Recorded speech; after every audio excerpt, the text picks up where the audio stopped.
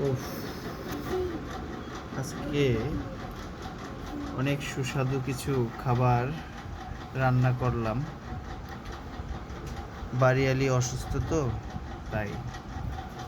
এটা হচ্ছে উস্তা দিয়ে আলু দিয়ে সুন্দর একটা ভাজি তৈরি করেছি। ইনশাল্লাহ রাতে এবং সেহরির টাইমে আমরা এটাকে খাবো। আরেকটা হচ্ছে চমৎকার বেগুন দিয়ে চিংড়ির একটা সুন্দর একটা টুইস্ট ভুনা করেছি। এটা ইনশাল্লাহ খাবো। অবশ্য ভালোই রান্না করতে পারি আমি। এটা দেখতে পাচ্ছেন। আরেকটা হচ্ছে, এইটা হচ্ছে একটা ভুনা মাছ। এটাও রান্না করলাম।